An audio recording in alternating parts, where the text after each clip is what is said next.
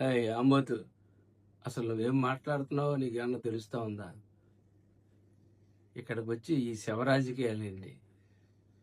ఒక పెద్ద ఆయన పోయాడు అన్న బాధలో ప్రతి ఒక్కళ్ళు ఉన్న సమయంలో కొన్ని పార్టీ పరంగా వచ్చాం. వచ్చిన వాడి ఆయనకి మరణ పట్ల సంతాపం తెలియజేసి వెళ్ళడం మానేసి, ఈ మండలంలో ఏ రాజకీయ నాయకుడికి కూడా ఇప్పుడు దాకా అధికార లాంఛనాలతోటే సాగనంపాం. ఈ మండలం చరిత్ర అటువంటిది. కల్లాపూడి మండలం చరిత్ర అటువంటి చోట అధికార లాంఛనాలతో రాజలాంఛనాలతోటి పద్మనాభం గారిని పంపిస్తామని చెప్పి చంద్రబాబు నాయుడు గారు, పవన్ కళ్యాణ్ గారు అనుకుంటే, మీరు చేస్తున్న రౌడీజం ఏంటిది?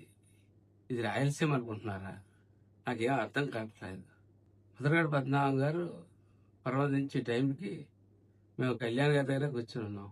ఆయన మెసేజ్ రాగానే వెంటనే 2 నిమిషాలు మౌనం పాటించిన పెద్ద ఆయన ఇదయ్యారని చెప్పి 2 నిమిషాలు మౌనం పాటించి తదుపరి మనం ఎంత గౌరవం ఆయనకి ఇవ్వాలి అన్న దాని మీద ఆలోచన చేయడం జరిగింది. అవన్నీ నీకు తెలియదు. అటువంటి వ్యక్తిని ఎంత గౌరవంగా పంపాలని తెలియదు. ఏదో పద్మనాభం గారు వీళ్ళమ్మ నీకు రాసి పెట్టి చూపించినట్టు ఆయన ఆఖరి మాటలు ఆయన నేను నీకే అప్పచెప్పినట్టు ఇలా మాట్లాడుతూ ఉన్నావు. ఇక్కడికి వచ్చి చెప్పు దెబ్బలు తినడానికి కాకపోతే ఈ మాటలేంటి? ఒక గౌరవ లాంఛనాలతో, అధికార లాంఛనాలతోటి గౌరవంగా సాగవలసిన పెద్ద మనిషి ఇంటి ముందు ఆడపిల్లను కూడా చూడనివ్వకుండా చేసి ఒక రభస క్రియేట్ చేసి శవరాజకీయం చేయడానికి నువ్వు మీ నాయకులు వచ్చారా? ఇటువంటి శవరాజకీయాలు ఏమన్నా ఉంటే మీరు పులివెందల్లో చేసుకొని కడప దాకా కూడా రానివ్వం. మీరు పులివెందల్లో చేసుకోండి అంతే తప్ప ఇక్కడికి వచ్చి ఈ శవరాజకీయాలు చేసి విషయాలు మటుకు చేయాలి. నేను చూస్తా ఉన్నాను, చాలా కాలంగా చూస్తా ఉన్నాను. మాట్లాడితే పోలీసు వాళ్ళని తోసేయడం, మాట్లాడితే పోలీసు వాళ్ళని కొట్టేయడం, పోలీసు వాళ్ళ మీద దౌర్జన్యం చేయడం, ఏదో ఒక తగుకు తెరతీర్చాలా ఈ డెవలప్మెంట్ జరుగుతున్న టైంలో ప్రజలను దాని నుంచి డైవర్ట్ చేయాలన్నట్టు ఆలోచన. ఆఖరికి పద్మనాభం గారు ఆయన ఇష్టం మేరకు ఆయన పొలం మార్చుకుని ఆయన ఇంకో చోటుకి వెళ్తే నువ్వు వచ్చి మా కాపులు ఇక్కడ చేసావు, అవి చేసావు అని చెప్పి నువ్వు ఇంకో రకమైన ఆలోచనలు ప్రజల్లో కలగజేయడానికి మాట్లాడటం, వ్యవహారాలన్నీ మానుకోకపోతే ముందు ప్రజలతోటి లెంపకాయలు తినే రోజులు దగ్గరలోనే ఉన్నాయని చెప్పి తెలుసుకోవాల్సిందిగా రాంబాబుకి అని చెప్తా ఉన్నాను. పదే నేను పోలీస్ యూనియన్ కూడా అడుగుతా ఉన్నాను, ఎందుచేత మీరు భయపడుతున్నారు? దేనికి భయపడతా ఉన్నారు పోలీస్ యూనియన్స్? పదే ఈ క్రిమినల్ ఇదేనా కూటమి పార్టీ అనుకుంటున్నారా? ఇది క్రిమినల్స్ పార్టీ అనుకుంటున్నారా?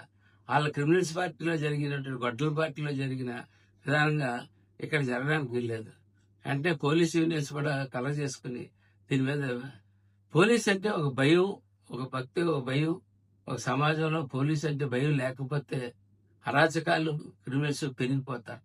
అటువంటి పరిస్థితి పోలీస్ యూనియన్ కూడా తెలియజేస్తాను. అలా పదే ఒక వ్యక్తి పోలీసుల్ని గుండెల మీద చేతులు వేసుకుని తోసేస్తా ఉన్నాడు. ఒక ఆంబోతిలో తోసేస్తా ఉంటే పోలీసుని చూడమని చెప్తా ఉన్నా. అలాగే పద్మనాభం గారు మృతిపట్ల ఆల్రెడీ వెంటనే సంతాపం తెలియజేశాను. మాకు రాజకీయాలుగా ఏది రకంగా ఉన్నప్పటికీ మా ప్రాంతంలో ఆయన కూడా ఒక పెద్ద నాయకుడు. అటువంటి నాయకుడు, ప్రతి నాయకుడు కూడా గౌరవ లాంఛనాలతో ఈ ప్రాంతం నుంచి ప్రభుత్వ లాంఛనాలు, గౌరవ లాంఛనాలతో ప్రతి నాయకుడు కూడా వారి యొక్క వయసు అయిన తర్వాత, అనారోగ్యం పాలైనప్పుడు, ఎప్పుడన్నా ఇదైన తర్వాత, వారు ప్రబోధించిన తర్వాత ఎప్పుడు గౌరవ లాంఛనాలతో ఈ మండలంలో ప్రతి నాయకుడు వెళ్ళాడు. అటువంటిది కూడా ఆ గౌరవం కూడా ఆయనకు దక్కనివ్వకుండా చేసే కార్యక్రమం మీద మీ నాయకులు తెల్లాట్లోకి గుండాల కింద వచ్చేసి కన్న కూతుర్ని కడసారి చూసుకోవడానికి వస్తూ ఉంటుంటే వాళ్ళ ఇంట్లో వాళ్ళ పేరు చెప్పి మీరు వద్దన్నారు, చెయ్యొద్దన్నారు అని చెప్పి ఆ పాత్ర అంతా మీరే వహించారు. టోటల్ గా అక్కడ మా ఊరోళ్ళు నాకు కనపడలేదు పెద్దగా.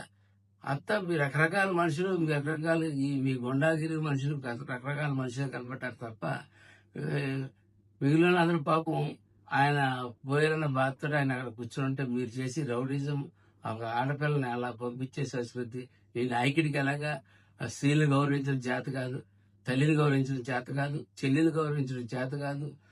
ఆఖరికి ఆ చెల్లి రోడ్డు మీద పంపిన అలాగే కొంచెం పద్మనాభం గారు అమ్మాయిని కూడా కడసారి చూసుకోకుండా ఆ అమ్మాయిని కూడా భయపించిన విధానం పబ్లిక్ చాలా అసహించుకుంటున్నారు.